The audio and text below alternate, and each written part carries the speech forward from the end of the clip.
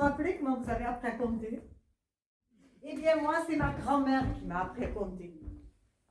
Alors, elle prenait la paume de ma main et de la pointe de son index, elle dessinait une petite terre et elle disait Sopra quella planète y abbia une picciotte lebretta.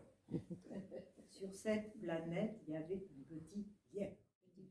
Quand j'étais en âge de faire des courses, ma mère m'a dit tu vas aller chez la boulangère Denise.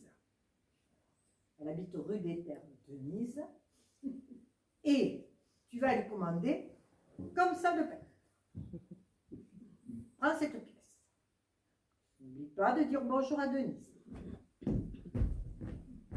Bonjour Denise, il me faudrait quelle baguette? Et Denise, qui connaît la lingue nostre, me donnait un pain.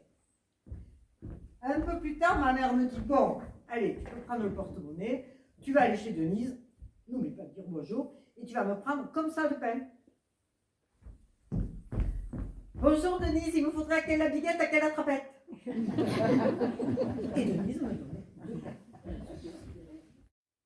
Il y a encore des frimas, et la reine des abeilles est bien inquiète pour ses ouvrières, parce qu'elles n'ont rien à butiner. Et elle se dit, il va falloir que j'aille voir Dieu en personne. Et elle se décide à aller voir Dieu. Et elle lui dit, Dieu, mes ouvrières n'ont plus rien à butiner. Si tu veux du miel pour ta tartine du matin, si tu veux de la cire pour tes cierges pascales, que tu fasses quelque chose. Et Dieu a entendu la reine des abeilles, puisqu'il lui a donné le romarin, qui a la vertu de fleurir 2 fois par an. Une fleur très odorante, parfumée, dit-on, moi je ne suis pas convaincue, à l'odeur du Christ, à l'odeur du corps du Christ.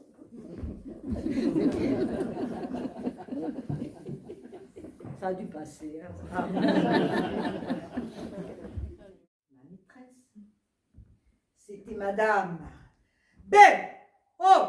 R. M. E. T. Borné, répétez. Borné. Mais elle n'était pas. Je suis celle qui cajole de ses mains, de ses paroles. Je suis celle qui console du fond de ses casseroles, celle dont les bras inlassablement savent guérir les blessures du temps.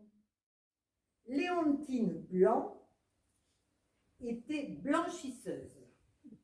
Vous allez me dire qu'avec un nom pareil, elle ne pouvait laver que plus blanc que blanc. Mais Coluche ne la connaissait pas.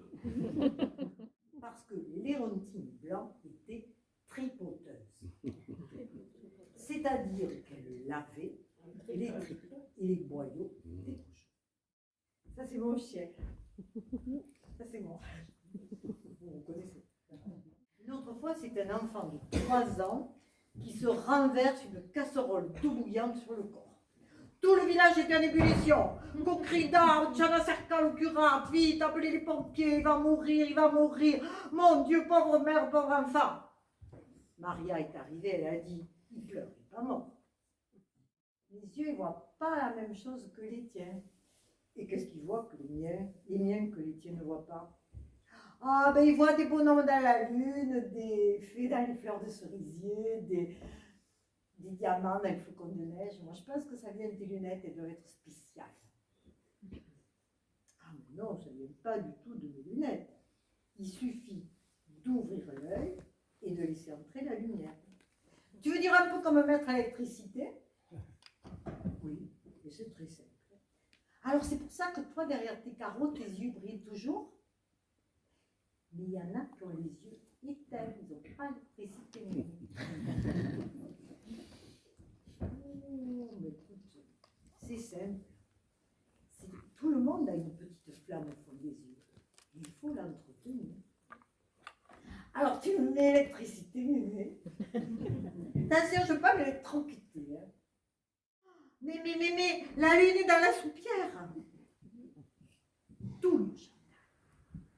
Il faut que la lune fonde comme le sucre dans le café.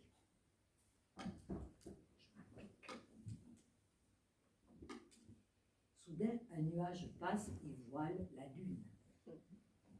Mais, la lune a fondu. La soupe de lune est prête. Elles m'ont nourri. Elles m'ont nourri de leur silence, de leur force, de leur courage, de leur patience, de leur résistance. Ce sont elles qui ont construit la femme que je suis devenue. Une femme libre dans sa parole et dans sa vie. Je suis fière d'être une sorcière comme les autres.